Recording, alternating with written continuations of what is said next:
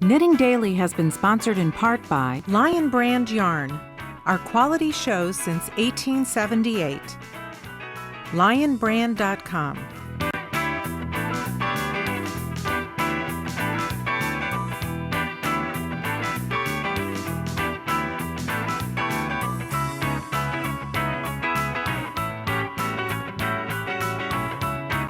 Zontee Ho is back with our second knit-along project, the Little Lamb Sock Critter. Hi, Zontee. Hi, how are you doing? Good. And let's take a look at our little lamb. What are some of his features? So what we love about him is that he, like we said, is a sock critter, which means that he uses some of the basic techniques that socks do in terms of the shaping of the head. So you're actually going to get some practice. So if you've always wanted to make socks, but you feel like you're not quite ready to tackle them, he's a good way to practice. He's also got a great body with moss stitch all over, which is another nice technique and stitch pattern that you can practice. It's really useful, it's reversible, it's great. And also his body has some pretty simple cables, relatively basic, but what's nice about them is that it's an introduction for you to reading charts. So if you've never done a chart before, you're going to get to practice that. And of course he's got a really interesting construction, and you're going to also practice stuffing him and seaming him up. So all sorts of great 3D action happening. Oh, great, a fun little sampler of techniques and stitches. Exactly, and when you're done, you've got a little friend. So let's take a look at some of the materials here. The first thing is the yarn itself, right? And this is a worsted weight wool blend? That's right. What's great about this blend is that it is completely washable and dryable. Machine washable and dryable. Exactly, machine washable and dryable, which makes it great for kids. And you know, when you're talking about a toy, oftentimes we are giving it to kids, and so you want it to be something that's durable. You can throw it in the wash and not worry about it. Great, and then we've got a whole bunch of different needles here. That's right. So in this particular project, we're working some parts flat, so we've got our straight needles, and some parts, including the neck and the head, on double points, and we're working them in the round. And so we've got both kinds of needles here. We've also got cable needles for that cable part of his body, and of course batting to fill him with, and some felt for the eyes.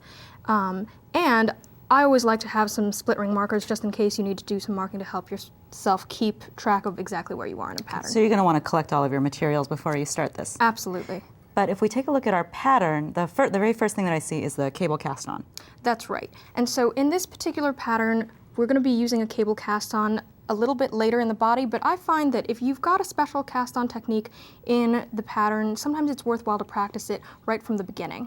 Well, why don't we go ahead and cast on a few stitches then? Great, that sounds good. This is a little bit of a different cast on than most people learn right away. That's right. One of the cast ons that a lot of people do learn right away is the knitted cast on, where you're doing a technique very similar to knitting, but adding the stitches onto the needle instead of taking them off. And you've just put a slip stitch onto the left needle, right? That's right. Just as you would with any particular cast on. And so with this, we're going to do a knitted cast on for the first stitch, which means that we pull the yarn through and then we put it on our left needle. Okay. Now, for the cable cast on technique, what you do is you put your needle through between the two stitches. Not actually into a stitch, but literally between those two. Exactly. So we're actually sitting in between them. And now we wrap and we pull through our yarn just as we would when we're knitting, and we put that on the needle.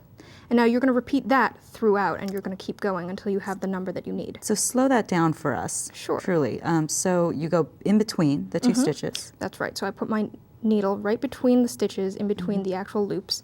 And wrap I wrap as around. if to knit. Exactly. Right.